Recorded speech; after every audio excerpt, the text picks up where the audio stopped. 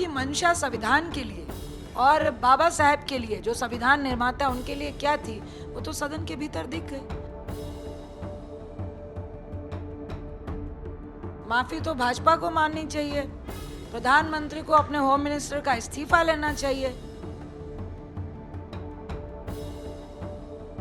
हम लोग चाहते हैं कि होम मिनिस्टर साहब इस्तीफा दे, क्योंकि बाबा साहब का अपमान ये देश नहीं सहे। लोकसभा के शीतकालीन सत्र के दौरान बाबा साहब अंबेडकर को लेकर जिस तरह से केंद्रीय गृह मंत्री ने बयान दिया है, उसको लेकर कांग्रेस जो है आक्रामक रूप में नजर आ रही है। पूरे देश में लगातार प्रदर्शन कर रहा है और आज इस पर चर्चा करने के लिए जो छत्तीसगढ़ की राज्यसभा सदस्य रंजीत रंजन वो यहाँ पर आई हुई है और इन्होंने कहा है, सीधा सीधा आरोप लगाया है कि भारतीय जनता पार्टी मुख्य मुद्दे से जनता का ध्यान भटकाना चाहती थी और यही वजह है कि उन्होंने इस तरह की राजनीति की है। जिस तरह शीतकालीन सत्र को प्रभावित करने की कोशिश की, जिस तरह से बाबा साहब अंबेडकर का अपमान किया गया, उसको लेकर आप लोग लगातार प्रदर्शन कर रहे हैं और आज प्रेस कॉन्फ्रेंस भी लिए, क्या कहना है? देखिए, कहना तो भाजपा को चाहिए, माफी तो भाजपा को माननी चाहिए, प्रधानमंत्री को अपने होम मिनिस्टर का इस्तीफा लेना चाहिए।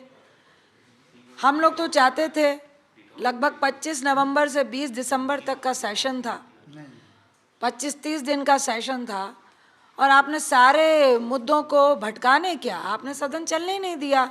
अडानी का ब्राइब मुद्दा था, मणिपुर मुद्दा था, आपका संबल का इतना महत्वपूर्ण मुद्दा था, बेरोजगारी मुद्दा था, महंगाई मुद्दा था और 75वें जो ग्लोरियस ईयर है हमारा, संविधान दिवस का मुद्दा था।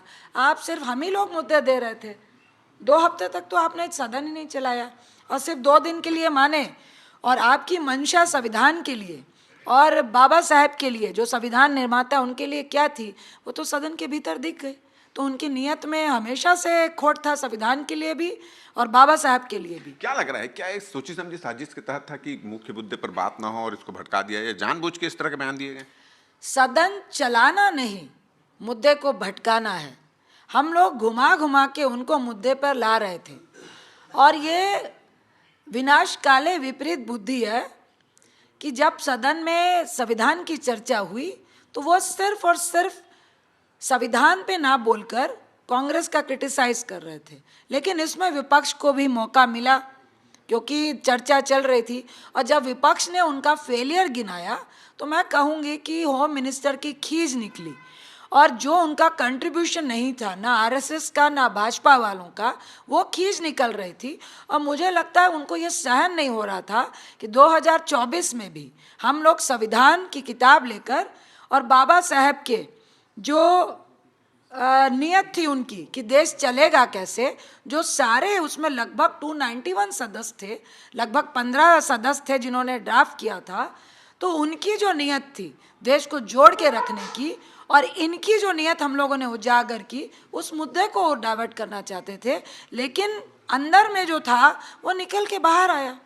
चलिए, एक चीज ये बोल रही है, भारतीय जनता बोल रही का आरोप ये है कि आप लोग इस मामले में राजनीति कर रहे हैं। बाबा साहब अंबेडकर का अपमान भाजपा ने कभी नहीं किया, उनके नाम से तीर्थ बसा है और जिस संविधान की बात कर रहे हैं उसमें भगवान राम की फोटो भी है। आप लोगों के ऊपर तो एक गंभीर आरोप लगाया है कि उत्तर प्रदेश में कभी कोई चुनाव हुआ था तो उसमें कांग्रेस पार्टी ने बाबा साहब के खिलाफ काम किया था, इस तरह की बात वो कह रहे हैं। सबसे पहले तो वो ऑथेंटिकेशन लेकर आए, उसको ऑथेंटिकेट करें। हम लोग के हर शब्द पे बोलते हैं ऑथेंटिकेट करो। और दूसरा, ये सफाई क्यों दे रहे हैं?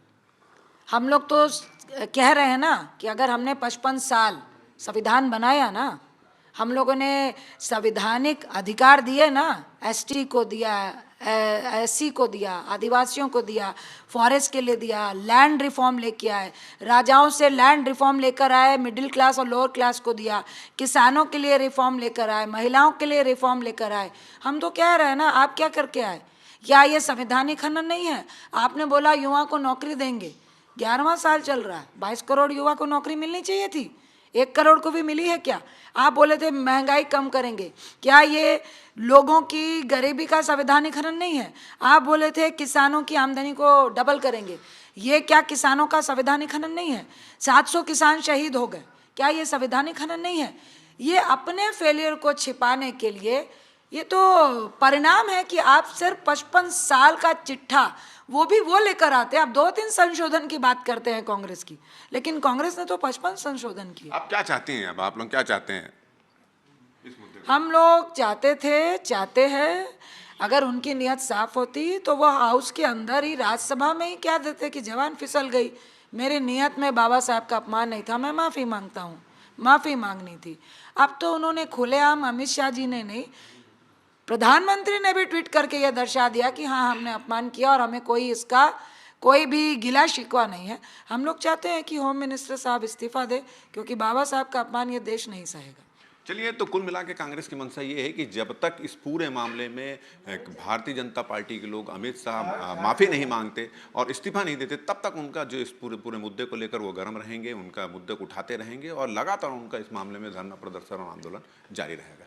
हमारा ये वीडियो, हमारी बातचीत अगर आपको अच्छी लगे तो ज़्यादा से ज़्यादा इसको शेयर करें, सब्सक्राइब करें, अपने सुझाव हमको देना ना भूलें और मुझे मेरे कैमरामैन रेणु को दे इजाज़त। नमस्कार।